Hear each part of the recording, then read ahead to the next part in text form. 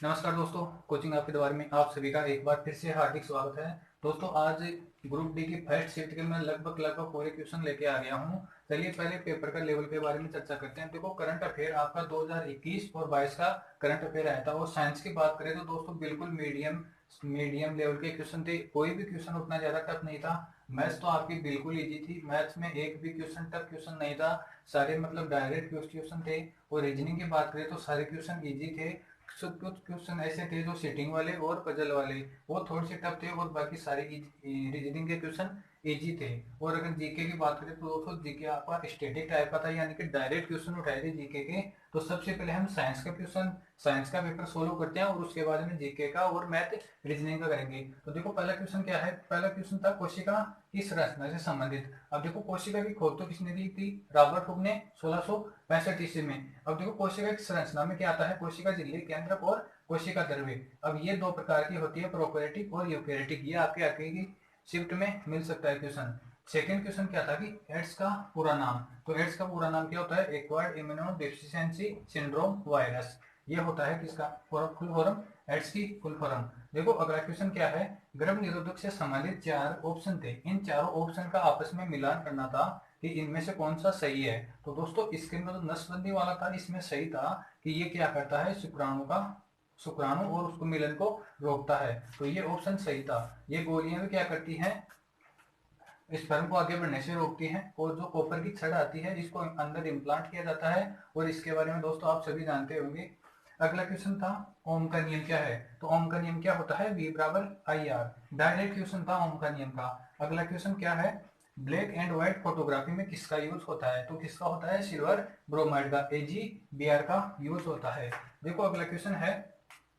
ये एक अभिक्रिया थी प्रकाश संश्लेषण की सिक्स, यानी कि इसको संतुलित करना था। तो इसको संतुलित कैसे किया जा सकता है? Six CO2 plus 6H2O। तो इसे क्या बन जाएगा? ग्लूकोज प्लस 6 अणु किसके बन जाएंगे? ऑक्सीजन के। इस तरह से इसको संतुलित करना था। अगला क्वेश्चन है फेरस ऑक्साइड Fe2O3, इसका अपघटन करने के बाद में क्या बनेगा? तो अपघटन करने के बाद में ये किस में टूट जाएगा? 4Fe+3O2 के अंदर ब्रेक हो जाएगा। देखो अगला क्वेश्चन है न्यूलैंड की तालिका के अंदर फर्स्ट और लास्ट है। फर्स्ट और लास्ट कौन सा तत्व आता है? तो फर्स्ट तो कौन सा आता है आपका? हाइड्रोजन। और लास्ट का कौन सा आता है? थोरियम। देखो अगला क्वेश्चन है बल्ब फिलामेंट पतला व लंबा क्यों होता है? तो इसका क्या कारण है? अधिक प्रतिरोध के कारण होता है। देखो अगला क्वेश्चन है जिप्सम को गर्म करने पर क्या बनता है? देखो जिप्सम को जब गर्म करेंगे CaSO4.2H2, इसको जब हम गर्म करेंगे तो क्या बन जाएगा? CaSO4.12H2O प्लस 3/2H2O, ये बन जाएगा। देखो एक क्वेश्चन आपके कार्य से संबंधित आएगा तो कार्य का मात्रक तो सबको बताया क्या होता है? जूल होता है। लेकिन शायद ये क्वेश्चन था या फिर इससे हटके क्वेश्चन था, ये कंफर्म क्वेश्चन नहीं हुआ है। देखो एक क्वेश्चन क्या था? फ्यूज तार की प्रॉपर्टी। फ्यूज तार की प्रॉपर्टी यानी कि वो फ्यूज तार की जो प्रॉपर्टी उसके गुण होते हैं उसके बारे में क्वेश्चन था। एक क्वेश्चन था आपका दर्पण के ऊपर क्वेश्चन था। एक क्वेश्चन क्या है पर्यावरण को स्वच्छ बनाने के लिए क्या आवश्यक है? तो दोस्तों पर्यावरण को स्वच्छता के लिए आपका शैवाल और लाइकेन आवश्यक है, ये क्वेश्चन था। एक क्वेश्चन क्या है भूमि में जल का स्थानांतरण किससे होता है? उस प्रक्रिया को हम क्या बोलते हैं? तो उसको हम बोलते हैं इनफिल्ट्रेशन। इनफिल्ट्रेशन बोलते हैं, यानी कि भूमि से जो पानी अंदर जाता है उसको इनफिल्ट्रेशन बोलते हैं। देखो अगला क्वेश्चन है मधुमक्खी पालन। तो देखो मधुमक्खी पालन को हम क्या बोलते हैं? AP culture. अगला क्वेश्चन है लिंग का निर्धारण किससे होता है? देखो लिंग का निर्धारण हमेशा किससे होता है? पिता से, क्योंकि उसी के अंदर क्या कौन से गुणसूत्र आते हैं? अक्ष और वाई। क्योंकि माता के अंदर तो आपके अक्ष गुणसूत्र आते हैं, तो इसका निर्धारण किससे होगा? पिता से होगा। देखो अगला क्वेश्चन है आपतन कोण और परावर्तन कोण से संबंधित क्वेश्चन था। तो इसमें एक ऑप्शन था 30 डिग्री बराबर 30 बराबर, तो ये हमारा सही हो जाएगा। देखो अगला क्वेश्चन है पायरुविक अम्ल का वियोजन किसमें होता है? तो वो किसमें होगा? ग्लूकोज में। तो दोस्तों ये तो आपके किस साइंस के क्वेश्चन थे। और इसमें दोस्तों कुछ कुछ क्वेश्चन ऐसे और थे जिनका हमें डाउट हो रहा है, क्योंकि वो डायरेक्ट क्वेश्चन थे। जैसे कि सार्वत्रिक दाता कौन सा है? सबको पता है वो होता है ब्लड ग्रुप के अंदर। एक था हाइड्रोक्लोरिक एसिड से संबंधित क्वेश्चन था, एक वॉशिंग सोडा से संबंधित था, और आपके मनुष्य के शरीर में कुल कितनी अस्थियां होती हैं, ऐसे क्वेश्चन थोड़े डाउट वाले थे। ये कुछ क्वेश्चन ऐसे हैं कि जो कंफर्म नहीं हुए हैं अभी। और कार्बन का एटॉमिक नंबर कितना? इजी क्वेश्चन है 6 होता है। कि शायद ऐसे क्वेश्चन इतने इजी क्वेश्चन पूछे जा सकते हैं, इनके ऊपर डाउट है थोड़ा सा। और हीलियम का ऑक्सीडेशन नंबर और विटामिन डी ये क्वेश्चन क्या है कि मैंने इसमें लिखे नहीं है क्योंकि ये कंफर्म नहीं हुए। जो क्वेश्चन यहाँ पे कंफर्म हो गए 19 क्वेश्चन वो मैंने सारे लिख दिए हैं। अब हम सोल्व करते हैं जीके का पेपर। दोस्तों जीके का हमारा पहला क्वेश्चन है, प्रथम लोकपाल कौन था? तो प्रथम लोकपाल कौन था? पिनाकी चंद्र घोष। और वर्तमान में कौन है? प्रदीप कुमार मोहन है। देखो अगला क्वेश्चन है, अनुच्छेद 231 फर्स्ट किससे संबंधित है? तो ये है कि एक राज्य के अंदर किसी राज्य के अंदर एक से ज्यादा हाईकोर्ट हो सकते हैं। अगला क्वेश्चन है, पर्यावरण दिवस कब मनाया जाता है? 5 जून को। अगला क्वेश्चन है कि पंचवर्षीय योजना के दौरान अध्यक्ष कौन था? प्रथम फर्स्ट जो पहली पंचवर्षीय योजना थी उसके दौरान अध्यक्ष कौन था? तो कौन था? पंडित जवाहरलाल नेहरू। और जो लास्ट पंचवर्षीय योजना कौन सी थी? 2012 से लेके 17 तक, और उसके बाद में पंचवर्षीय योजना का कोई नामो निशानी नहीं है। देखो अगला क्वेश्चन है कि आपातकाल से संबंधित क्वेश्चन था, उसमें 4 ऑप्शन थे। तो जो 3 ऑप्शन है, देखो अनुच्छेद 352, 356 और 360, ये तीनों क्या है? आपातकाल से संबंधित है। लेकिन उसमें जो चौथा ऑप्शन था वो क्या था? रॉन्ग था, उसका चुनाव करना था हमें। देखो जंतु की वैक्सीन, जंतुओं के लिए कोविड वैक्सीन किसने बनाई है? रूस ने बनाई है। ये क्वेश्चन था वैक्सीन के ऊपर। और नोबेल पुरस्कार फिजिक्स के अंदर किसे दिया गया था? ऑप्शन के अनुसार वो था सीवी रमन, 1930 के अंदर दिया गया था। देखो हैप्पी इंडेक्स के अंदर इंडिया की रैंकिंग कितनी है? 136 है। अगला क्वेश्चन है कि अनुच्छेद 24 किससे संबंधित है? यह है चाइल्ड लेबर से संबंधित है। अगला क्वेश्चन है 2021 में कुश्ती में रजत पदक किसने जीता था? अंशु मलिक ने जीता था।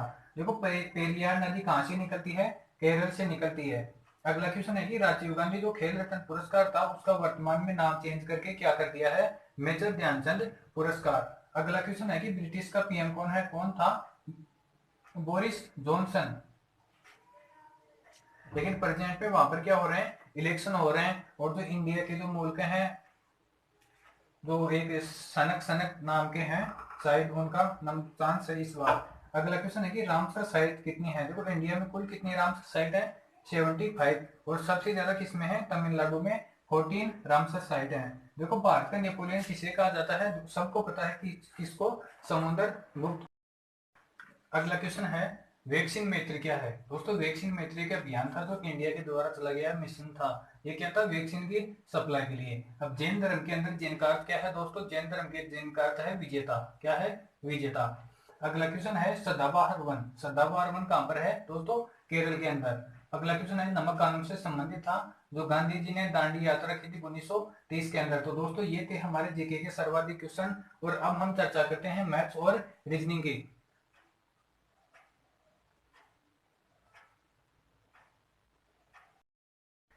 दोस्तों हमारा रीजनिंग का पहला क्वेश्चन है कि 8:45 पर कितने डिग्री का कोण बनेगा? देखो 1 घंटे वाली सुई 8 पर होगी और मिनट वाली 45 पे होगी, यानी कि 8 से ऊपर होगी। तो देखो मिनट वाली आगे जा रही है तो दोनों के बीच में कितना डिग्री का कोण होगा? 30 डिग्री का। लेकिन 30 में से हम 45 का आधा घटा देंगे, यानी कि 22.5 घटा देंगे तो कितना डिग्री बच जाएगा? हमारा 60.5 डिग्री बच जाएगा। देखो अगला क्वेश्चन मैथ का क्वेश्चन है, पी किसी काम को 9 दिन में करता है और क्यों करता है? 12 दिन में। यानी कि पी किसी काम को करता है 9 दिन में और क्यों करता है उसी काम को 12 दिन में। तो टोटल वर्क कितना हो जाएगा हमारा? 36। तो पी की एफिशिएंसी कितनी आ जाएगी? 4। और क्यों की कितनी आ जाएगी? 3 आ जाएगी। फिर आगे क्वेश्चन में क्या दिया कि क्यों काम को स्टार्ट करता है? वो दोनों एक एक दिन काम करते हैं, यानी कि पहले दिन क्यों काम करेगा और दूसरे दिन पी काम करेगा। तो काम हमारा कितने समय में समाप्त होगा? देखो एक चक्कर के अंदर। अब एक चक्कर के अंदर पहले दिन किसने काम किया? क्यों ने। और दूसरे दिन कौन काम करेगा? पी काम करेगा। तो एक चक्कर के अंदर हमारे कितने दिन हो गए? 2 काम हो गए। और काम कितना किया?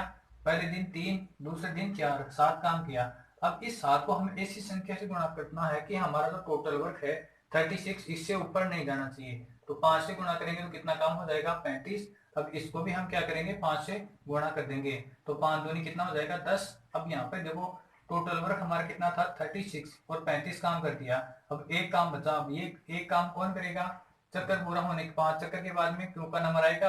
क्यों का नंबर आएगा तो क्यों की एफिशिएंसी कितनी है? 3। तो 1/3। तो हमारा आंसर क्या आ जाएगा? 10 सही। 10 सही 1/3। देखो अगला क्वेश्चन है, हमें मूलधन दिया है 8000, रेट दी है, टाइम दिया है और ऐसा पूछा है। तो डायरेक्ट फॉर्मूले में हम रख देंगे 8000 इंटू ऐसा बराबर क्या होता है? PRT/100। 8000 इंटू दर कितनी है? 8.25 इंटू 73 दिन है। इसको हम साल में बदल देंगे तो कितना किसके 365 से डिवाइड कर देंगे बटा 100। देखो दो बिंदु से दो बिंदु काट देंगे हम। ये कट गया कितने बार? 5 बार। 5 से ये कट जाएगा 16 बार। कितने बार कट गया? 16 बार। अब 16 को हम 8.25 से गुणा कर देंगे। 16.8 गुणा कर देंगे, कितना हो जाएगा? 16 पंचू 80, 8 16 दूना 32, 8 40, 4 16 8 128, 4 132। देखो ये दो संख्या छोड़ के पॉइंट है, तो ये दो संख्या छोड़ के पॉइंट लगा देंगे तो ये 132 ऐसा ही आ जाएगा। ये हमारा क्या हो जाएगा दोस्तों? आंसर हो जाएगा। देखो अगला क्वेश्चन है कि घन के एक फलक का परिमाप दिया है में कितना? 24, तो उसका आयतन ज्ञात करना है। दोस्तों घन का एक फलक क्या होता है? वर्गाकार होता है। तो वर्गाकार होता है तो उसका परिमाप क्या जाएगा? 4a। 4a बराबर क्या हो जाएगा? 24। 4a बराबर कितना हो जाएगा? 24। तो a बराबर कितना हो जाएगा? 6। a बराबर 6 हो गया। तो हमें पता है कि घन का आयतन क्या होता है दोस्तों?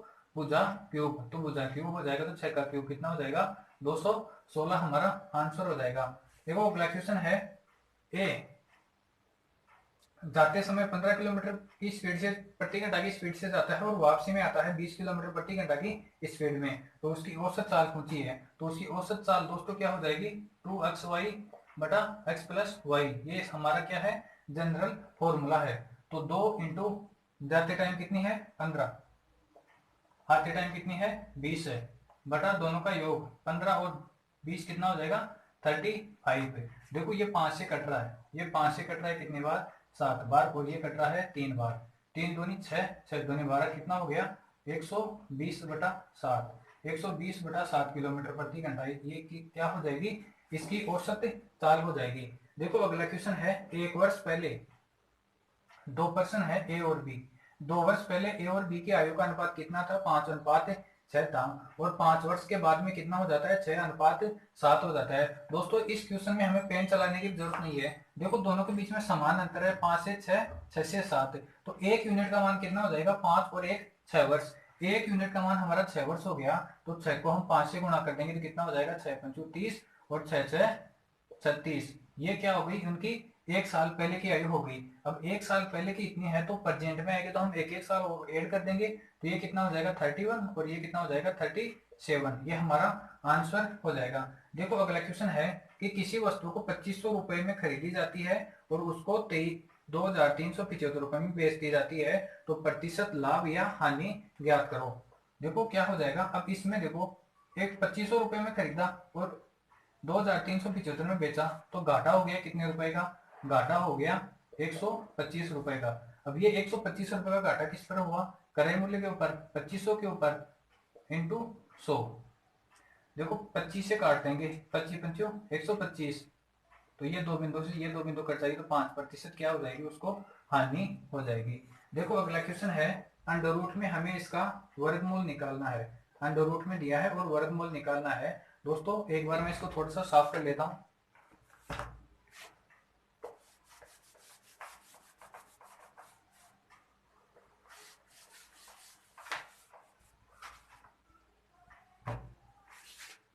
देखो अंडर रूट में वर्गमूल निकालना है 0,590